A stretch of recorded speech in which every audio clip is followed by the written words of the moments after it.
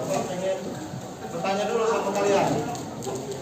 Pada materi sebelumnya kita belajar tentang apa? Tentang apa? Tentang Bapak?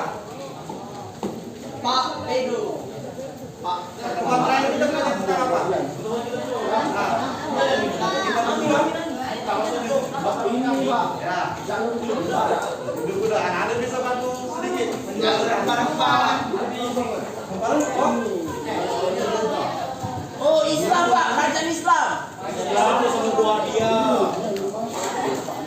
Ada yang bisa bantu Bapak sedikit mengulas tentang kerajaan Hindu-Buddha. Itu Buddha yang itu Sriwijaya keren. Sedikit apa yang kalian pahami tentang masuk dan berkembangnya agama Hindu-Buddha dan kerajaan Hindu-Buddha di Indonesia. Depan bantu Bapak, bantu menjelaskan sedikit tentang kerajaan Hindu-Buddha maupun kerajaan sedikit aja bisa. Ipan pengen menjelaskan kerajaan Majapahit. Kerajaan Majapahit merupakan, gak usah banyak-banyak, sedikit aja. Ada yang bisa bantu? Coba buka catatan.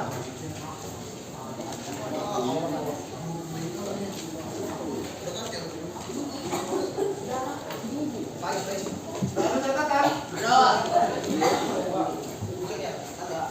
Gak ada.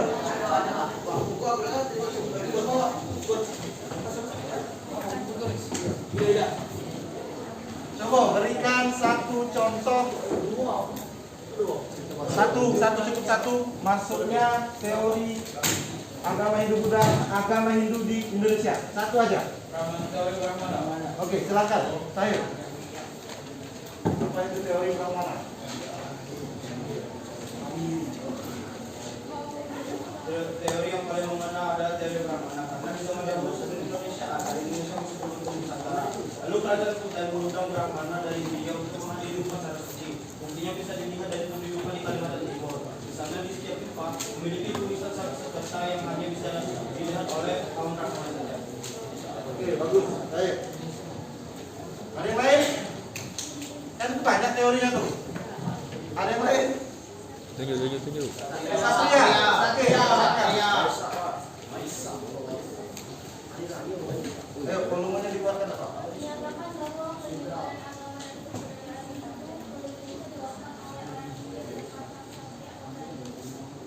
Oke, bagus. Sekarang berikan Bapak satu contoh kerajaan Hindu terbesar di Indonesia apa saja? Sriwijaya. Punya tangan. Sriwijaya. Oke, Majapahit. Sriwijaya. Majapahit. Hindu. Majapahit. Oke, Majapahit. Siapa raja yang paling terkenal dari kerajaan Majapahit? Hayam Wuruk.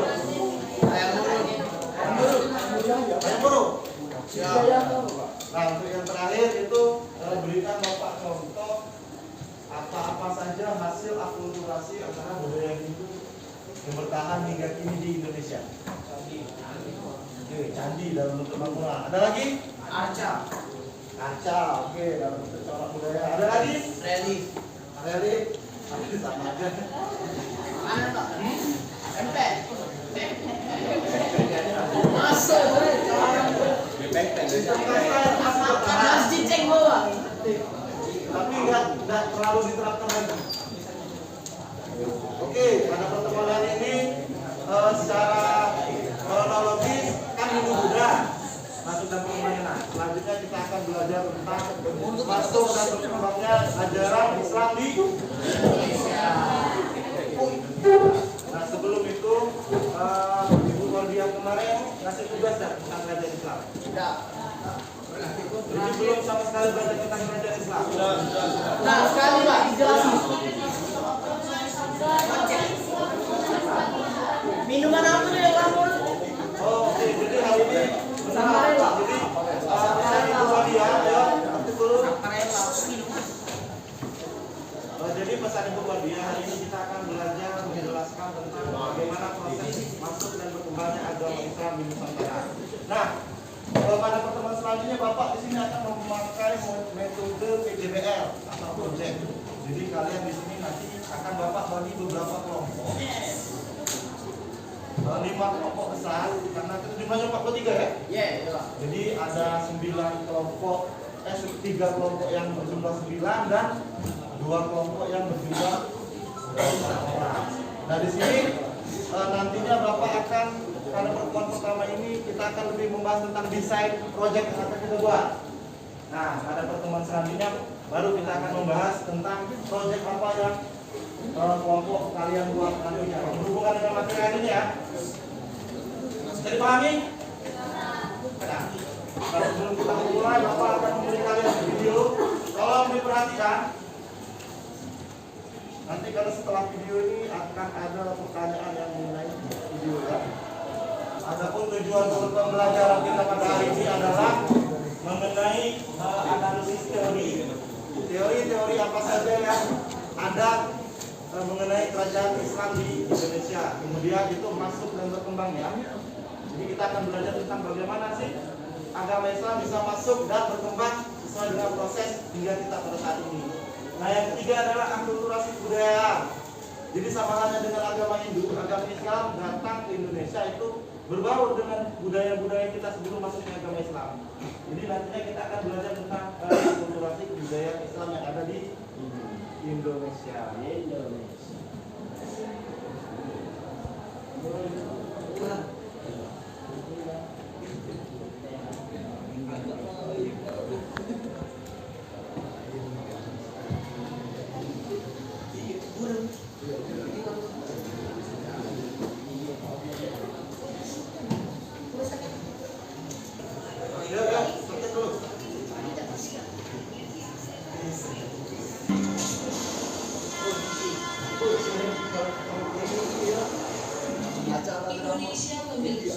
Oke, perhatian ya. Ini adalah video pembelajaran kita pada hari ini. Nantinya setelah akhir video Bapak akan memberi pertanyaan mengenai video ini. Jadi apa saja informasi yang kalian dapat dan siapa yang bisa membantu Bapak nantinya bisa menjelaskan tentang video ini. Oke lah. Memiliki sejarah panjang masuk di Indonesia.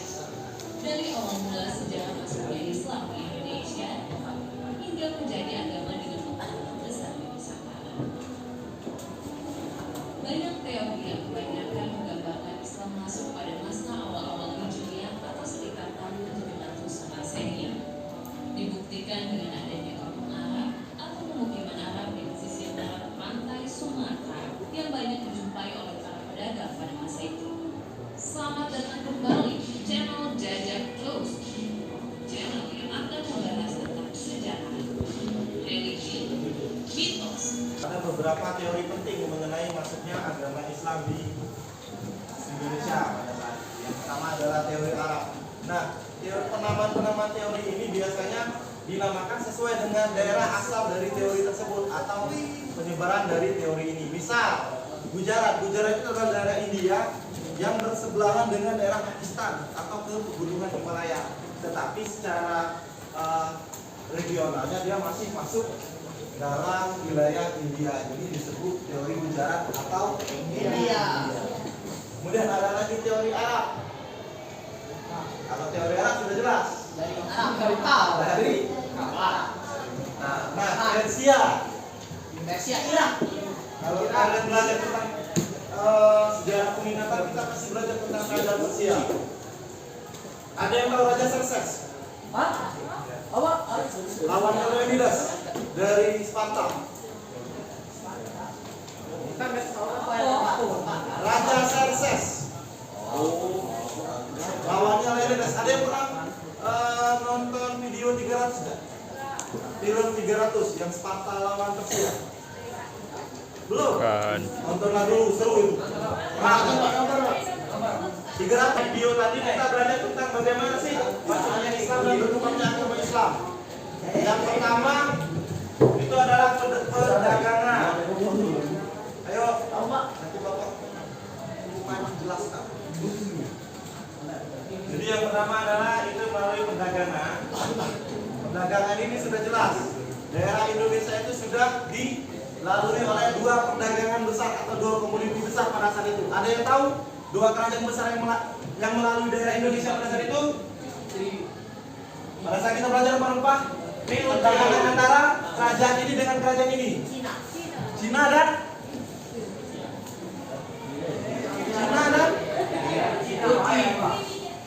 Sriwijaya. Sriwijaya itu tempat persinggahan. Cina dan Belanda.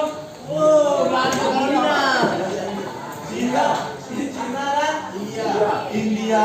Karena pada saat itu Cina dan India merupakan dua peradaban atau dua komoditi perdagangan terbesar dan penghasil komoditi terbesar juga di seputaran daerah Asia pada saat itu. Nah, kemudian melalui pernikahan. Di sini sudah pasti sudah paham pasti kalau melalui pernikahan. Karena kalau misal ada non-muslim di sini. Aman. Nah, karena secara Islam ayo dengarkan, secara Islam apabila ada dua pernikahan antara non Islam dan Islam, otomatis Anaknya pasti Islam. otomatis orang yang non Islam tersebut harus mengikuti persyaratan kalau mengikuti dengan pernikahan Islam. Jadi dia harus masuk Islam terlebih dahulu. Nah, kemudian raja-raja.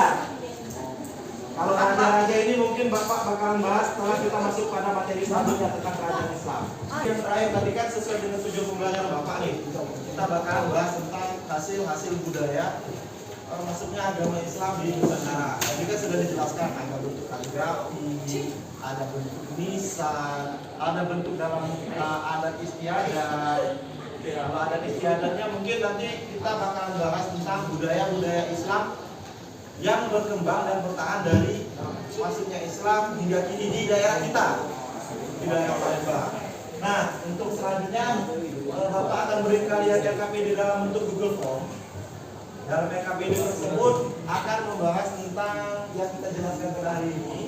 Ini LKPD-nya dalam bentuk individu.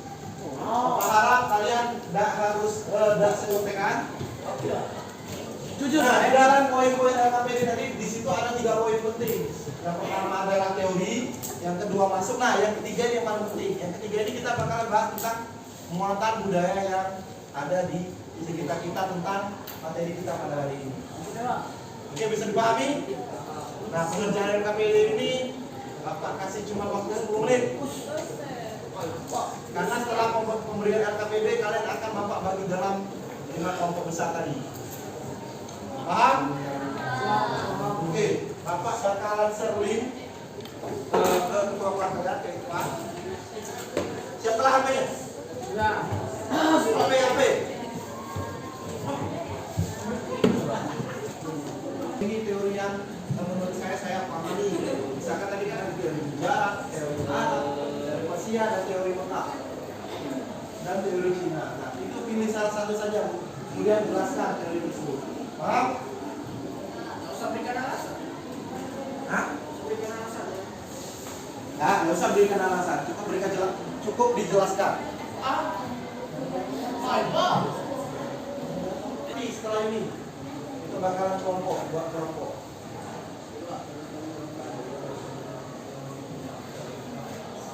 Pak, ada usaha banyak-banyak lagi Pak. Masalahnya tidak usah banyak. Diserahkan ya, kalau yang jelas penjelasan itu bukan 1-2 kata ya. Nggak mungkin kalian jelaskan teori atau sejarah. Teori ini berasal dari daerah sejarah. Nah, oke. Berapa soal ini, Pak? 3 sudah betul. Ya, ini salah satu itu. Jelaskan bahwa pembelajaran kita ke depan akan berbasis PJBR atau project. Di sini kalian akan mendesain sebuah project atau hasil belajar. Bukan, ini project dalam bentuk kelompok.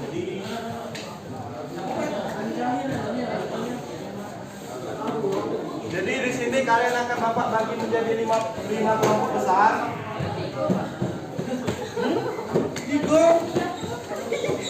5. Nah, di dalam pembuatan proyek nanti Bapak kasih tugas itu berupa 3 bentuk proyek. Kalian bebas memilih. Ayo dengarkan ya. Kalian bebas memilih proyek apa yang akan kalian buat. terserah kalian pengen buat proyeknya dalam bentuk ini, bentuk ini. Tetapi materinya sama dengan pembelajaran kita hari ini tentang teori masuknya dan akulturasi budaya. Nah, proyek ini Bapak kasih 3 pilihan berupa yang pertama adalah infografis. Infografis kalian cari-cari ini. Tugas proyek ini dikerjakan di rumah Sama-sama. sama-sama lah. Proyek ini dikerjakan di rumah. Kita bahas pada pertemuan selanjutnya. Tapi hari ini tetap kalian akan membuat desain proyek yang akan kalian buat tersebut. Nah, di dalam NKPD kelompok yang nantinya akan Bapak kasih, tolong masing-masing kelompok buat tugas dan tanggung jawab dari semua anggota. Jadi Bapak bisa menilai nanti yang tidak mengerjakan atau tidak membantu temannya dalam pembuatan proyek. Paham? Bisa, Irfan. Bisa, ini bisa. Bisa, Irfan ini tugasnya membuat atau mencari materi. Ini sudah. Kemudian, Apip. Nah, mungkin Apip kategorinya tidak membuat atau tidak membantu di dua. Jadi kalau ada yang salah satu anggota kelompoknya tidak memberikan kontribusi atau tidak membantu teman-teman dalam membuat proyek, mohon dicatat. Paham? Nah, yang pertama tadi adalah infografis. Kalian boleh cari-cari di internet apa itu infografis kalau yang masih belum tahu. Yang kedua adalah mind mapping atau peta konsep. Tahu peta konsep? Ya, buat magang. Magangnya bisa dalam bentuk seperti infografis. Kalian nggak harus pakai media cover segala macam, itu nggak usah. Jadi kalian cukup buatnya, kan banyak aplikasi sekarang kan. Tapi buatlah semenarik mungkin karena itu akan dipertanggungjawabkan. Nah, yang ketiga adalah PowerPoint. PPT. Nah, ini yang paling mudah, PowerPoint. Ya. Nah, PowerPoint ini biasanya langganan yang banyak milih PowerPoint ya. Jadi nantinya tugas kita akan kita pertanggungjawabkan pada pertemuan selanjutnya. Jadi di sini Bapak kasih kalian waktu dalam waktu 1 minggu untuk membuat proyek. Nah, untuk pertemuan kita hari ini, Bapak beri contoh dulu nanti di lembaran ini yang kita buat pertemuan kita pada hari ini. Kalau untuk proyek, hasil proyek yang kalian buat itu dibuat di rumah. Kalian kerjasama di luar sekolah mungkin atau di sekolah bisa jadi. Kemudian minggu depan kalian presentasikan proyek kalian dalam bentuk presentasi kelompok. Nah, itu dipertanggungjawabkan. Oke, ada yang salah satu temannya yang tidak membantu membuat, minimal dia yang menjelaskan. Oke, ke depan. Paham? Nah, di sini LKPD kelompoknya akan Bapak bagikan, tapi sebelum Bapak bagi ini bakal Bapak bagi kalian dalam 5 kelompok besar. Di sini supaya tidak ini kalian kan kelompok 3 nih. Jadi 9 kelompok atau 3 kelompok, 9 orang 3 kelompok, 2 kelompok itu ada 8. Nah, setelah Bapak ini harap kalian segera berkelompok ya.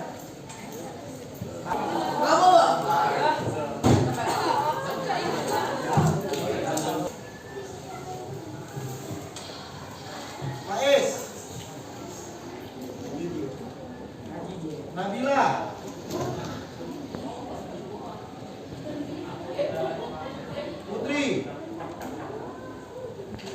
Putri Raisa Hayu. Berapa bes? Oh, 7. LM Zia Mulhak. Oke. Baik, Zahra Familia. Sudah, itu kelompok 1. Silakan berkelompok. Maju dulu.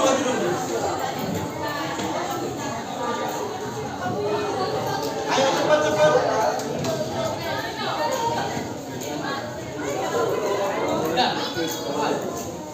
Udah,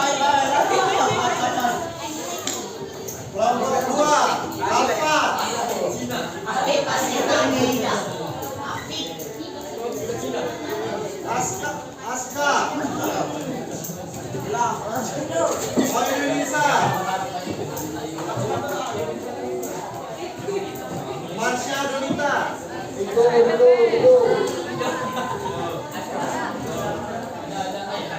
Muhammad Hafid.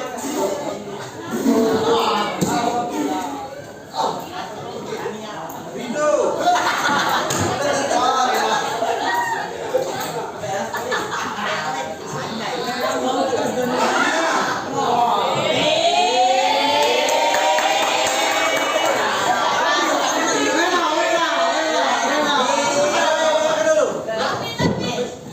Nah ini kelompok ini 8 orang ya.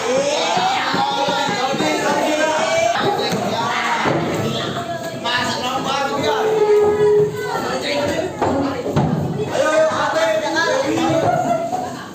Hafiz. Malika. Muhammad Said.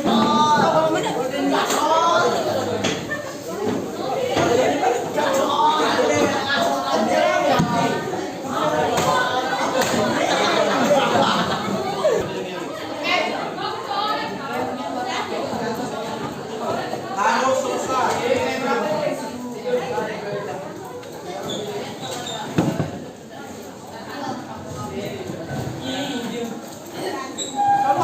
Harus selesai dan dikumpulkan. Ini pada kalian catat.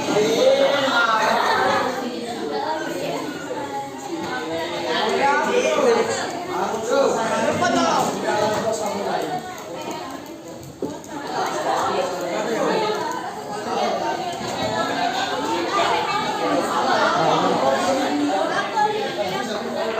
Yang bekerja tangan bukan mulut.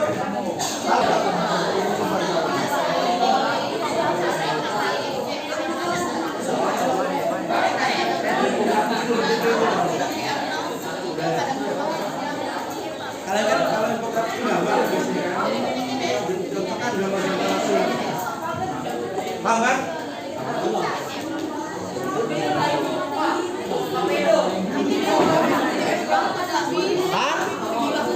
Boleh.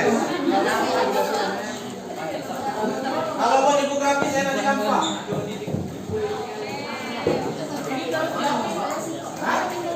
Terus? Dikumpulkan dalam Oke, mungkin itu saja pelajaran dari Bapak hari ini.